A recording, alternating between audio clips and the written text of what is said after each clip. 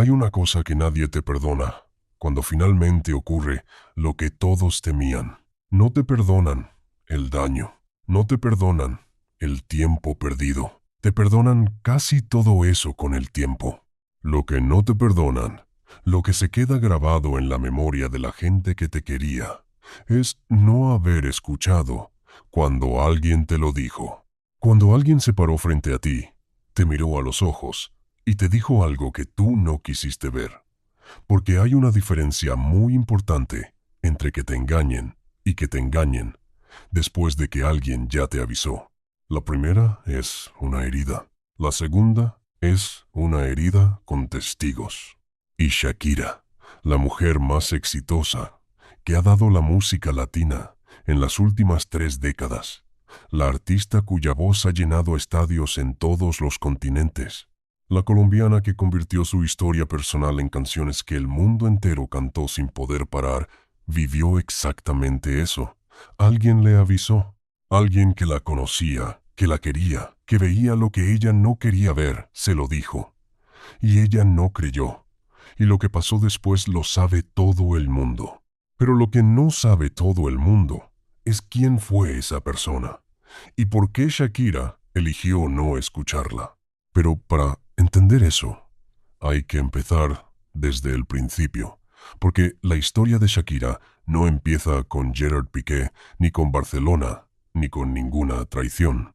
Empieza en Barranquilla, con una niña que tenía algo en el cuerpo que el mundo todavía no sabía que necesitaba. Shakira Isabel Mebarak Ripoll nació el 2 de febrero de 1977 en Barranquilla, Colombia, una ciudad caliente, ruidosa, caribeña, que tiene un ritmo propio que se mete en los huesos de quienes crecen ahí y que nunca los abandona del todo aunque pasen décadas viviendo en otros lugares. Su padre era de origen libanés, su madre colombiana, y esa mezcla, que en Shakira se hizo visible en cada movimiento, en cada canción, en cada manera de pararse frente a una cámara, fue desde el principio algo que la separaba de lo que el mundo esperaba de una artista latina. Ella era distinta, no de la manera en que los artistas dicen que son distintos para diferenciarse del mercado. Era distinta de una manera más profunda y más difícil de explicar. Tenía algo que los productores de aquella época no sabían completamente cómo clasificar, pero que reconocían de manera instintiva como algo que valía la pena apostar. Firmó su primer contrato discográfico a los 13 años. 13 años, una edad en que la mayoría de los niños todavía están descubriendo quiénes son. Y Shakira ya estaba firmando contratos, ya estaba en estudios de grabación, ya estaba siendo moldeada por una industria que no siempre tiene el cuidado que debería con las personas jóvenes que le confían sus sueños. Sus primeros álbumes no fueron éxitos inmediatos. Hubo años de trabajo que no produjeron los resultados que todos esperaban. Hubo momentos en que el futuro no estaba claro, en que la apuesta que ella y su familia habían hecho podría no haber funcionado. Y en esos momentos, Shakira hizo algo que definiría toda su carrera. Se negó a ser lo que otros querían que fuera, y eligió ser más completamente lo que ella era. Y esa decisión lo cambió absolutamente todo. Pies Descalzos, su tercer álbum, fue el punto de inflexión. El momento en que Shakira dejó de ser una promesa y se convirtió en una realidad, en que la industria dejó de preguntarse si funcionaría y empezó a preguntarse hasta dónde podría llegar. La respuesta fue, más lejos de lo que nadie había imaginado. Porque Shakira no se quedó en el mercado hispanohablante. No se conformó con ser grande en América Latina. Fue por el mundo. Aprendió inglés. No lo aprendió de la manera en que los ejecutivos discográficos le dijeron que lo aprendiera. Lo aprendió de la manera en que aprendía todo, a su manera, con libros, con películas, con esa obsesión que tienen las personas que saben que el idioma no es solo una herramienta, sino una manera de pensar. Y cuando llegó al mercado anglosajón, cuando Laundry Service salió en 2001, el mundo no supo muy bien qué había pasado, pero supo que algo había cambiado, porque Shakira no encajaba en ninguna categoría, y eso la hacía imposible de ignorar. Era latina, pero no sonaba exactamente a lo que el mercado anglosajón esperaba de una artista latina. Era rockera, pero no completamente. Era pop, pero con bordes. Bailaba de una manera que parecía que el cuerpo le pertenecía de una manera diferente a como les pertenece a la mayoría de las personas. Escribía sus propias canciones, lo cual en el mundo del pop no era tan común como parecía. Y tenía una inteligencia que se hacía perceptible en cada entrevista, en cada declaración, en cada manera de manejar una pregunta difícil. No era solo una artista. Era una persona con criterio propio que había decidido que su carrera iba a reflejar quién era ella y no quién el mercado quería que fuera. Y eso generó una lealtad de su público, que fue mucho más profunda que la lealtad que se genera con los éxitos. Fue la lealtad que se genera cuando la gente siente que una artista es auténtica de una manera que pocas veces se ve. Y es importante entender ese nivel de autenticidad, porque es la razón por la que lo que pasó después dolió tanto. Cuando Shakira conoció a Antonio de la Rúa, el hijo del entonces presidente argentino Fernando de la Rúa, ella tenía 22 años y estaba en el inicio de lo que sería la explosión más grande de su carrera. Antonio de la Rúa se convirtió en su pareja y también en su manager. Y esa combinación, que en el mundo del espectáculo genera alarmas casi automáticamente, fue al principio algo que Shakira defendió con convicción. Dijo en varias ocasiones que Antonio la entendía porque la amaba, que la relación personal y la relación profesional no eran contradictorias sino complementarias, que ella necesitaba a alguien a su lado en el que confiara completamente para poder concentrarse en la música sin preocuparse de si los que manejaban su carrera tenían sus mejores intereses en el corazón. Y eso sonaba razonable. Eso sonaba incluso admirable.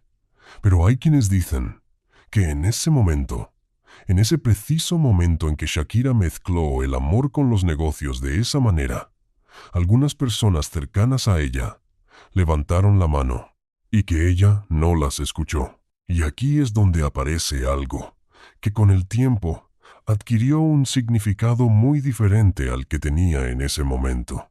Hay personas del entorno de Shakira de esa época, personas que la conocieron antes de la fama internacional y que mantuvieron su cercanía durante los años siguientes, que han insinuado en conversaciones y en declaraciones cuidadosamente formuladas que la relación con Antonio de la Rúa tuvo un costo que no siempre fue visible desde afuera. No necesariamente un costo personal en el sentido sentimental, sino un costo en términos de la manera en que Shakira tomaba sus decisiones, de la manera en que su voz, que había sido tan distintiva y tan propia, empezó en ciertos aspectos a tener que negociar con otra voz que también tenía intereses en el resultado de esas decisiones. Y hay quienes dicen que eso fue el inicio de un patrón, de una manera de relacionarse en la que Shakira, por todo su poder artístico y por toda su inteligencia, tendía a confiar en los hombres que amaba de una manera que a veces superaba la evidencia que tenía frente a sus ojos. Ahora escucha esto con atención, porque es el primer nudo de una historia que tiene varios nudos y que todos están conectados. La separación de Shakira y Antonio de la Rúa fue complicada, fue pública, fue larga, tuvo aspectos legales que se extendieron durante años. Y fue el tipo de final que deja no solo una herida sentimental, sino también una herida en la manera en que uno se ve a sí mismo. Porque cuando termina una relación que era a la vez personal y profesional, cuando la persona que amabas también era la persona que manejaba aspectos importantes de tu vida, el proceso de separación no es solo emocional, es también una reconstrucción completa de quién eres sin esa persona, de qué decisiones tomas cuando no tienes a alguien al lado diciéndote qué decisiones tomar. Y Shakira pasó por eso. y los superó. O al menos, eso fue lo que el mundo vio. Porque Shakira siempre fue muy buena en algo que los artistas verdaderamente grandes saben hacer: convertir el dolor en trabajo, convertir lo que les duele en algo que vale la pena escuchar. Y entonces llegó Gerard Piqué, y todo lo que habíamos descrito hasta ahora tomó una dimensión completamente diferente. La historia de cómo Shakira y Gerard Piqué se conocieron es una de esas historias que cuando la escuchas por primera vez suena a cuento de hadas moderno. El video de la canción para el Mundial de 2010. El jugador del Barcelona que aparece en ese video y que después busca a la artista para conocerla en persona. El inicio de una relación que sorprendió a mucha gente, no solo por quiénes eran, sino por la manera en que se veían juntos. Shakira era una estrella global con más de una década de carrera internacional. Piqué era uno de los mejores defensas del mundo, campeón de todo, con una presencia que combinaba la confianza del deportista de élite con algo más difícil de definir. Eran distintos en muchos sentidos. Distintos en edad, distintos en cultura, distintos en la manera en que habían construido sus vidas hasta ese momento. Y esa diferencia, que para algunas personas fue, desde el principio, una señal de alerta, para Shakira, fue aparentemente parte del atractivo. Y hay algo que circuló en ese momento, y que muy poca gente tomó en serio cuando debería haberlo hecho. Cuando la relación entre Shakira y Piqué se hizo pública, cuando pasó de ser un rumor a ser una realidad confirmada, hubo personas del entorno de Shakira que no reaccionaron con la alegría que ella esperaba. No fueron personas que lo dijeron en público, no fueron declaraciones que salieron en los medios en ese momento, fueron conversaciones privadas, fueron miradas, fueron silencios, en momentos en que hubiera sido más fácil simplemente celebrar. Y hay versiones que hablan de, al menos, una persona, alguien muy cercano a Shakira, alguien que la conocía desde antes de la fama y que había estado a su lado en los momentos más importantes de su vida, que le dijo algo que Shakira no quiso escuchar, no necesariamente sobre Piqué en ese momento específico, sino sobre el patrón, sobre la manera en que ella elegía a las personas en las que confiaba, sobre la tendencia que tenía a construir su vida alrededor de hombres que de alguna manera terminaban teniendo más influencia sobre ella de la que sería conveniente. Y Shakira, de acuerdo con estas versiones que circularon, pero que nadie confirmó de manera definitiva, escuchó, agradeció y siguió adelante de todas maneras. Y el mundo celebró, y ella fue feliz. Y durante un tiempo que duele, precisamente porque fue real, todo pareció indicar que esta vez era diferente.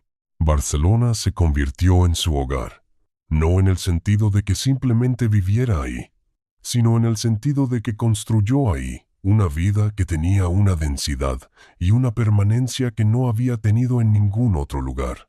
Tuvieron 2 hijos, Milan y Sasha. Y Shakira, que siempre había sido una artista antes de cualquier otra cosa, descubrió una dimensión de sí misma que la música no le había dado de esa manera específica. La maternidad la transformó. No la anuló como artista, pero sí la reordenó. La hizo mirar el mundo con una prioridad diferente, con una vulnerabilidad nueva que en algunos momentos fue visible en la manera en que hablaba, en la manera en que se movía, en la manera en que describía lo que era importante para ella. Y durante esos años, desde afuera, la historia de Shakira y Piqué parecía exactamente lo que ella decía que era: una historia de amor real entre 2 personas muy distintas que habían encontrado algo que funcionaba. Pero hay algo que muy poca gente notó en ese periodo y que con el tiempo se volvió muy significativo. Shakira dejó de ser el centro de su propia historia. No completamente. No de una manera que fuera obvia desde el principio, pero de manera gradual y perceptible para quien miraba con atención. La narrativa de esa época empezó a estar más organizada alrededor de Piqué, de sus logros, de su carrera, del Barcelona, de lo que significaba ser la pareja de ese hombre en esa ciudad, que alrededor de lo que Shakira era por sí misma. Sus lanzamientos musicales se espaciaron. Sus apariciones públicas, con frecuencia, eran en contextos relacionados con el mundo de él. Y hay quienes dicen que Shakira eligió eso conscientemente, que fue una decisión de su parte dar un paso atrás para construir algo que le parecía más importante que cualquier posición en las listas de éxitos. Pero hay otros que dicen que no fue del todo una elección, que fue también el resultado de esa tendencia suya de la que alguien ya le había hablado, de esa manera de confiar tan completamente en las personas que amaba, que a veces esa confianza ocupaba el espacio que debería haber sido suyo. Y entonces llegó algo que nadie esperaba que llegara de esa manera, aunque los rumores ya llevaban tiempo circulando en los círculos que conocían la historia por dentro. La separación de Shakira y Gerard Piqué en junio de 2022 fue uno de los eventos mediáticos más grandes del año en todo el mundo, no solo en el mundo del espectáculo latinoamericano. En todo el mundo, la noticia se cubrió en medios de todos los idiomas. Generó reacciones de una intensidad que sorprendió incluso a los que seguían de cerca la vida de las dos personas involucradas. Pero lo que no salió en los comunicados oficiales, lo que no estaba en el anuncio escueto, que confirmó el fin de la relación, era la pregunta que todo el mundo tenía en la cabeza. La pregunta sobre si Shakira lo había sabido antes, sobre si había habido señales que ella había ignorado, sobre si alguien en su vida le había dicho algo que ella había elegido no escuchar. Y aquí viene la parte que cambia todo lo que pensabas que sabías sobre esta historia. Los rumores sobre problemas en la relación entre Shakira y Piqué no nacieron en junio de 2022. Existían mucho antes. En círculos del periodismo de espectáculos barcelonés y latinoamericano, había versiones que circulaban con una frecuencia y una consistencia que hacía difícil ignorarlas completamente. Versiones sobre comportamientos de Piqué, que no eran completamente coherentes con la imagen de pareja estable y comprometida que ambos proyectaban en público. Y esas versiones, de acuerdo con personas que dicen haber estado cerca de esa situación, aunque sin posibilidad de verificación directa, llegaron a oídos de personas cercanas a Shakira antes de que llegaran a oídos de Shakira misma, lo cual significa que hubo un periodo cuya duración exacta nadie puede confirmar con certeza, en que al menos algunas personas de su círculo íntimo sabían algo que ella no sabía, o que ella sabía pero no había terminado de aceptar, o que ella estaba en proceso de aceptar, de una manera que necesitaba tiempo. Y en ese periodo hay una figura que aparece en estas versiones de manera consistente, aunque siempre con el cuidado de no ser identificada completamente. Se habla de alguien muy cercano a Shakira, no una amiga del mundo del espectáculo, no alguien de la industria musical, alguien de un círculo más íntimo y más antiguo, alguien que la conocía desde antes de que Barcelona existiera en su historia. Y se dice que esa persona, en algún momento que los rumores ubican con imprecisión, pero que parecería haber sido bastante antes de que la separación se hiciera pública, intentó decirle a Shakira algo que era difícil de decir. No lo hizo de manera directa al principio. Lo hizo de la manera en que se dicen estas cosas cuando uno quiere preparar a alguien para algo sin provocar una reacción defensiva, con preguntas, con insinuaciones, con ese lenguaje indirecto que las personas que se quieren usan cuando tienen que decirse verdades que saben que van a doler. Y Shakira, de acuerdo con estas versiones, entendió lo que le estaban diciendo y eligió no seguir esa conversación hacia donde quería ir, no porque fuera ingenua, sino porque no estaba lista, porque hay momentos en que saber la verdad tiene un costo tan alto que uno necesita más tiempo para tener la fuerza de pagarlo, y eso es completamente humano. Y es también la cosa que más duele, cuando finalmente ya no puedes evitar verlo. Hay una dimensión de esta historia que casi nadie ha analizado con suficiente profundidad y que tiene que ver con algo muy específico sobre la manera en que Shakira construyó su vida en Barcelona. Cuando te mudas a otra ciudad, cuando dejas el lugar donde creciste y donde tienes tus raíces y tu red de personas que te conocen de verdad, te vuelves inevitablemente más dependiente de las personas que están a tu alrededor en ese lugar nuevo. Tus amistades locales, tus rutinas, tu manera de entender el mundo cotidiano, todo pasa a estar mediado por la realidad de ese lugar nuevo y por las personas que habitan en él. Y en el caso de Shakira en Barcelona, esas personas, en gran medida, eran personas cuya presencia en su vida estaba conectada, de alguna manera, a Piqué, a su mundo, a su familia, a su círculo. Lo cual significa que cuando las cosas empezaron a complicarse, Shakira tenía a su alrededor un ecosistema humano que no era completamente neutral, que tenía sus propias lealtades, sus propias razones para ver las cosas de cierta manera o para no verlas completamente. Y las personas que venían de antes, de Colombia, de su vida anterior, de su historia real, tenían que llegar desde lejos para decirle lo que nadie a su alrededor quería decirle. Hay un rumor específico que circuló con bastante insistencia y que tiene que ver con la familia de Shakira, con su madre, Nidia Ripoll, que es una figura que Shakira ha mencionado en varias ocasiones como una de las presencias más importantes de su vida.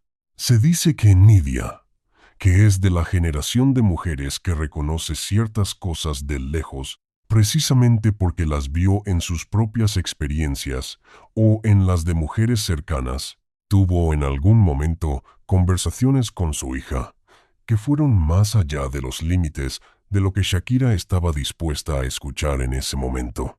Conversaciones en que el amor de madre se mezclaba con una intuición que las madres tienen sobre las personas que están cerca de sus hijos. No porque Nidia tuviera información concreta, sino porque sentía algo, y ese sentir, aunque Shakira lo respetaba profundamente, chocaba con otra cosa que Shakira también tenía muy arraigada: la necesidad de creer en lo que había elegido, la necesidad de que la decisión que había tomado, la vida que había construido, la familia que había formado, fuera real y permanente y verdadera.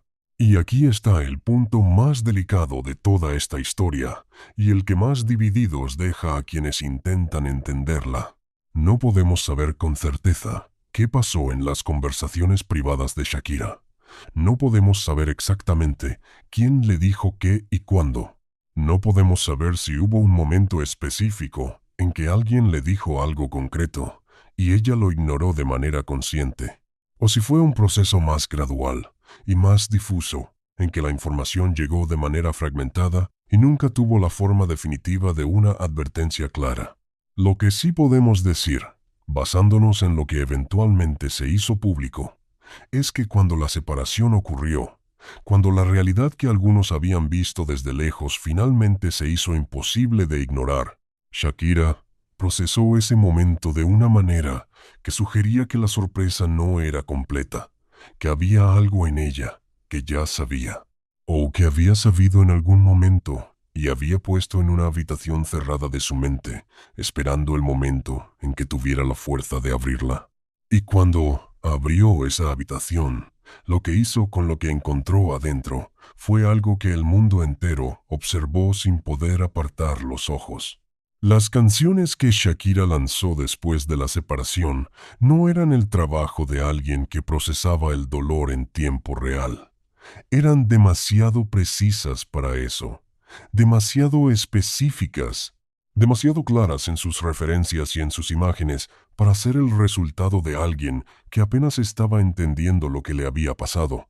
Eran el trabajo de alguien que había estado pensando durante mucho tiempo, que había acumulado durante meses o quizás años una claridad sobre lo que vivía, que no había podido o no había querido expresar de otra manera, y que finalmente encontró en la música la forma de decirlo todo. Y cuando lo dijo, cuando las canciones salieron y el mundo las escuchó, La reacción fue de una intensidad que sorprendió incluso a los que ya conocían el talento de Shakira, porque no eran solo canciones bien hechas. Eran canciones que tenían la temperatura específica de alguien que había guardado algo adentro durante demasiado tiempo y que finalmente lo dejaba salir. Y en esa temperatura estaba también la respuesta a la pregunta de quién le había avisado y por qué no le había creído. Shakira, en algunas de las entrevistas que dio en ese periodo, habló de la soledad que sintió durante los momentos más difíciles de su proceso. No la soledad de estar sola, la soledad de no poder hablar con nadie de manera completamente libre sobre lo que estaba viviendo, porque cualquier cosa que dijera tenía el potencial de convertirse en titular, de convertirse en material para una industria del entretenimiento que no siempre distingue entre la persona y el personaje. Y en esa descripción de soledad había algo que resonaba con todo lo que se había dicho sobre el período anterior, sobre el ecosistema barcelonés, sobre las personas que estaban cerca pero que no podían ser completamente neutrales, y sobre las personas que venían de lejos y que podían ser más honestas pero que quizás no siempre llegaron con la información en el momento preciso en que ella hubiera podido recibirla. Hay algo más que quiero que escuches porque tiene que ver con una parte de Shakira que se vio poco durante esos años y que es esencial para entender la historia completa. Shakira tuvo problemas de salud significativos en ese periodo. En 2017 sufrió una hemorragia en las cuerdas vocales, que la obligó a cancelar una gira y que puso en duda durante un tiempo la continuidad de su carrera. Y eso, aunque pueda parecer un dato médico aislado, no lo era en absoluto. Para una artista como Shakira, para alguien cuya identidad más profunda está construida sobre su voz, sobre su cuerpo, sobre su capacidad de estar en un escenario, perder temporalmente el control de eso no es solo una crisis de salud, es una crisis existencial. Es el momento en que el suelo que creías sólido empieza a moverse de una manera que no puedes controlar. Y ese momento, que coincidió con un periodo que en retrospectiva muchos identifican como el inicio del deterioro real de su relación con Piqué, aunque sin certeza de cuándo exactamente empezaron los problemas. La dejó en una posición de vulnerabilidad que no era habitual en ella, en una posición en que necesitaba apoyo, en que dependía de las personas a su alrededor de maneras que normalmente no dependía. Y las personas que estaban a su alrededor en ese momento eran exactamente las que ya mencionamos. Y eso cambia el contexto de todo lo que vino después de una manera que no siempre se analiza con suficiente honestidad. Cuando uno está en una posición de vulnerabilidad, cuando el cuerpo falla y la carrera se detiene y todo lo que parecía sólido empieza a verse frágil, la última cosa que uno quiere escuchar es que el otro pilar, el pilar personal, el pilar de la relación y la familia, también tiene grietas, porque si ese pilar también falla, entonces no hay nada en qué apoyarse. Y hay quienes dicen que eso explica en parte por qué Shakira, en ese periodo específico, no quiso escuchar lo que algunas personas cercanas le intentaban decir, no porque fuera ciega, sino porque no podía permitirse ver, porque si veía, si realmente abría los ojos y procesaba lo que había frente a ella, el costo emocional en ese momento hubiera sido demasiado alto. Y a veces la mente humana tiene una manera de protegernos de las cosas para las que todavía no tenemos la fuerza de enfrentar, incluso cuando esa protección tiene un costo que pagamos más tarde con intereses. Y Shakira pagó ese costo, aunque lo pagó de una manera que nadie esperaba. La manera en que Shakira gestionó públicamente su separación de Piqué fue, en muchos sentidos, el capítulo más sorprendente de una carrera llena de sorpresas. No se escondió, no guardó silencio, no eligió la dignidad discreta que otros en su posición hubieran elegido. Eligió hablar, eligió la música como vehículo, eligió ser completamente explícita sobre lo que había vivido de una manera que rompió con todas las convenciones sobre cómo se supone que debe comportarse una mujer en esa situación, y el mundo la aplaudió.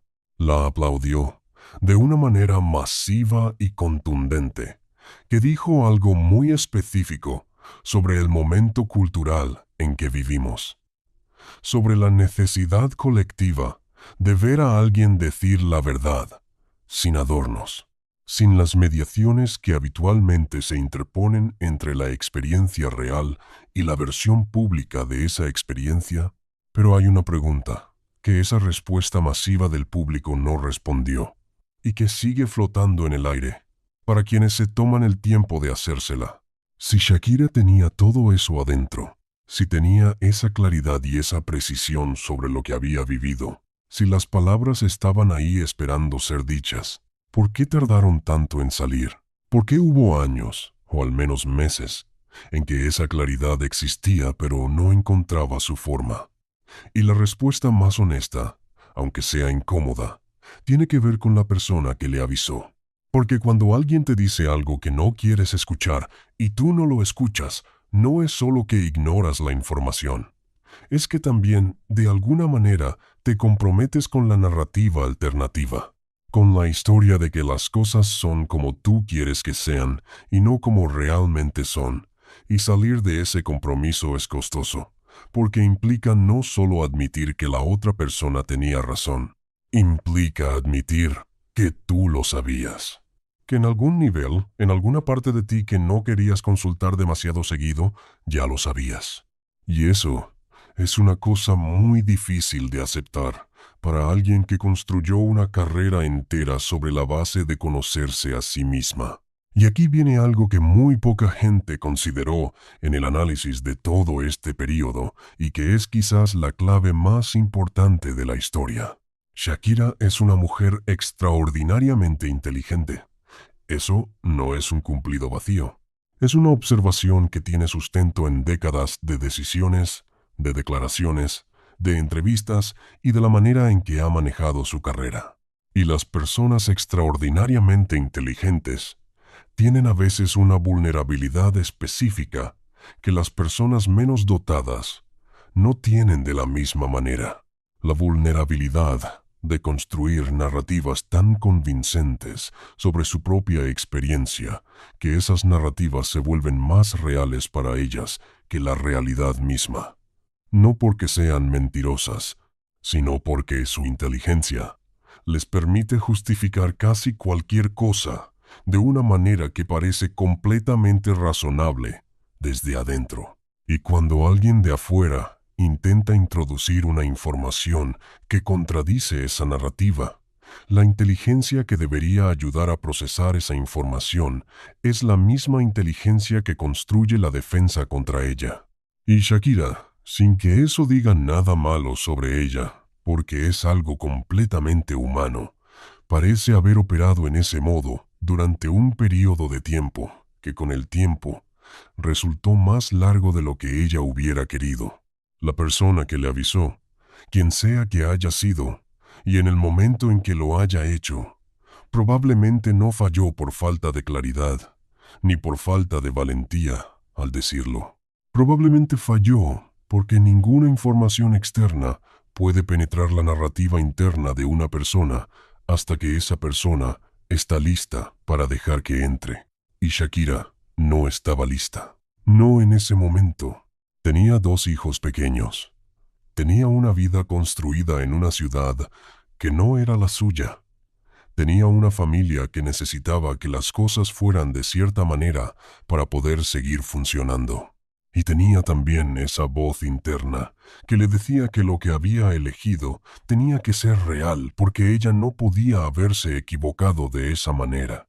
Y entonces un día, la realidad se impuso de la manera en que siempre se impone la realidad cuando uno la ha postergado demasiado tiempo, de golpe y sin considerar. Si estás listo, hay un detalle de cómo se descubrió lo que se descubrió, que circuló en los medios y que tiene algo que lo hace particularmente significativo en el contexto de todo lo que hemos estado hablando. Se habló de mermelada. de un frasco de mermelada que no estaba donde debía estar. Un detalle tan pequeño y tan cotidiano que resulta casi absurdo como catalizador de algo tan grande. Pero así funcionan a veces estas cosas. La gran verdad que uno ha estado evitando no llega con fanfarria, llega en el detalle más mundano, en la cosa más pequeña, que de repente no encaja. Y cuando esa cosa pequeña no encaja, de repente todo lo que también no encajaba pero que habías decidido no ver, adquiere una claridad que ya no tiene vuelta atrás. Y en ese momento, Shakira tuvo que enfrentar algo que la persona que le había avisado ya sabía, que algunas personas ya sabían, que quizás en algún nivel ella también sabía, pero que ahora no podía seguir sin saber. Y lo que hizo con eso, lo convirtió en parte de la historia cultural de nuestra época. No guardó silencio, no negoció discretamente. No eligió el camino que las mujeres de generaciones anteriores en su posición hubieran sido presionadas a elegir. Habló, escribió, cantó, con una precisión quirúrgica, con un nivel de detalle que hacía claro que lo que salía no era solo la rabia del momento, sino la acumulación de mucho tiempo mirando cosas que no quería ver y finalmente viéndolas, y la persona que le había avisado, quienquiera que fuera, probablemente escuchó esas canciones y sintió algo muy complejo, la satisfacción de quien tenía razón, mezclada con el dolor de haber tenido razón sobre algo que hubiera preferido equivocarse. Y ahora llegamos al punto que más reflexión merece, porque es el que habla de algo que va más allá de Shakira y de Piqué. Hay una pregunta que esta historia plantea sobre la manera en que todas las personas, no solo las famosas, no solo las mujeres, sino todas las personas, procesamos las advertencias que nos hacen las personas que nos quieren. Hay algo en la naturaleza humana que hace muy difícil recibir esa clase de información. No porque seamos tontos, sino porque recibir esa información implica actuar en consecuencia. Y actuar en consecuencia implica cambiar algo que ya está construido. Y cambiar algo que ya está construido tiene costos que a veces preferimos no pagar, aunque sepamos que pagarlos más tarde va a costar más. Y Shakira pagó esos costos. Los pagó de manera muy pública, y en ese proceso, quizás sin buscarlo, le dio a millones de personas que estaban en situaciones similares, algo que raramente se da en la cultura popular. Un modelo de cómo procesar la traición sin paralizarse, cómo convertir el dolor en algo que dura, cómo salir de una historia en la que te habías perdido y volver a ser el centro de la tuya propia. Y eso tiene un valor que ningún número de reproducciones puede medir completamente, aunque los números sean impresionantes. Shakira después de la separación no es la misma Shakira que antes. Y eso no es una crítica. Es una observación. Es también una especie de homenaje. Porque la persona que emerge de algo así, si emerge de verdad, y no solo en apariencia, es alguien que sabe cosas que antes no sabía, que entiende cosas de sí misma que antes no entendía, que tiene una claridad sobre lo que necesita y sobre lo que no está dispuesta a tolerar, que antes no tenía de esa manera. Y Shakira, en las entrevistas que ha dado en los últimos tiempos, en la música que ha lanzado, en la manera en que se para frente al mundo, muestra esa claridad. No con amargura, no con rabia permanente, con algo que parece más cercano a la paz, a la clase de paz que solo se consigue después de haber pasado por algo que no creías que ibas a sobrevivir y haberlo sobrevivido de todas maneras. La persona que le avisó tal vez no sepa exactamente lo que su advertencia puso en movimiento. Tal vez nunca lo sabrá con certeza, pero si pudiera ver a Shakira hoy, probablemente reconocería algo. Que la advertencia llegó, tardó en llegar donde tenía que llegar. Pasó por capas de resistencia y de miedo y de la necesidad humana de que las cosas sean como queremos que sean y no como son. Pero llegó, y Shakira, con toda la inteligencia y el talento y la fuerza que la hicieron grande, hizo con eso lo único que sabe hacer cuando la vida le da algo difícil. Lo convirtió en música, y esa música la escuchó el mundo entero. Y en esa música, si uno escucha con atención, todavía está la voz de la persona que le avisó, convertida en ritmo, convertida en letra, convertida en la historia de alguien que finalmente escuchó lo que no quería escuchar y que encontró en esa verdad, por dolorosa que fuera, el inicio de algo que le pertenecía completamente, algo que nadie más podía reclamar, algo que era solo suyo y que siempre lo había sido, aunque durante un tiempo ella lo hubiera olvidado.